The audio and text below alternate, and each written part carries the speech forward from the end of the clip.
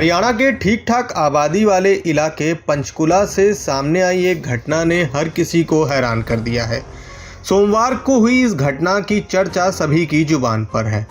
यहाँ सेक्टर 27 के निवासी घरों की छतों और आसपास आराम से टहल रहे थे। इसी बीच उनकी नज़र वहाँ खड़ी एक कार पर गई। कार की खिड़की पर लटक रहे तौलिए ने उनका शक गहराया। लोगों का माथा ठनका तो वह कार के पास पहुंच गए। जब टॉर्च जलाकर अंदर देखा तो पैरों के नीचे से ज़मीन ही खिसक गई। कार के अंदर 6 लोग बेसुध पड़े हुए थे।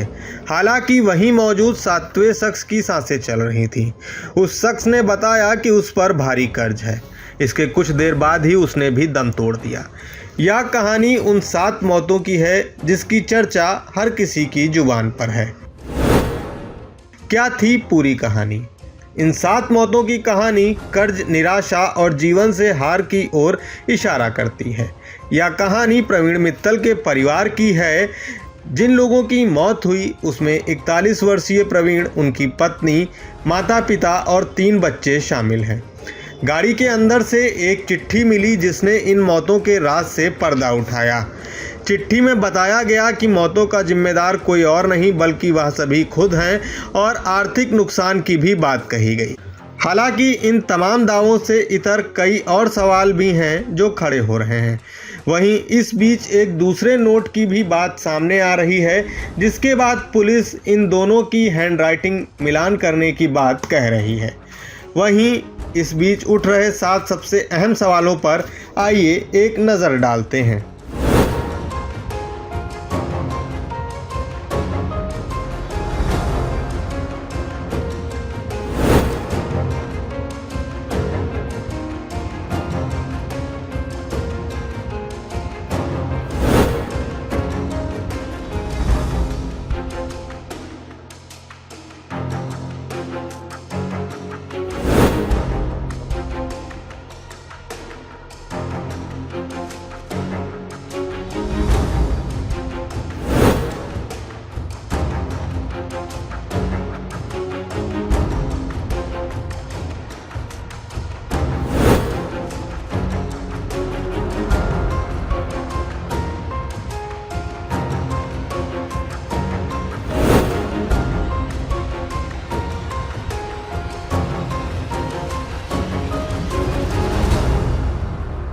इस विषय में कल वरिष्ठ पुलिस अधीक्षक महोदय के द्वारा जो है ऑलरेडी सभी को ब्रीफ किया जा चुका है। और जो पंचकुला वाला ये जो मैटर है, इसमें जो प्रवीण मित्तल और उनकी फैमिली है, तो कुछ समय के लिए वो बहुत छोटे समय के लिए कोलागढ़ में जो है किराए के मकान में रहे थे। लेकिन काफ़ी समय पूर्व वो यहाँ से उस किराए के मकान को छोड़कर जहाँ आजकल निवास कर रहे थे चंडीगढ़, तो वहाँ वो चले गए थे। उनका कारोबार और उनकी फैमिली वगैरह और बच्चों का जो पढ़ाई लिखाई वगैरह वो सारा उनके द्वारा जो पंचकुला में ही हो रहा था। और वो मूल रूप से जो है वो चंडीगढ़ के रहने वाले थे। यहाँ वो कुछ समय के लिए आए थे। उनके द्वारा कुछ कारोबार किया गया जिसमें कि संज्ञान में आया है कि उनको घाटा हो गया था, काफ़ी कर्ज उनके ऊपर था।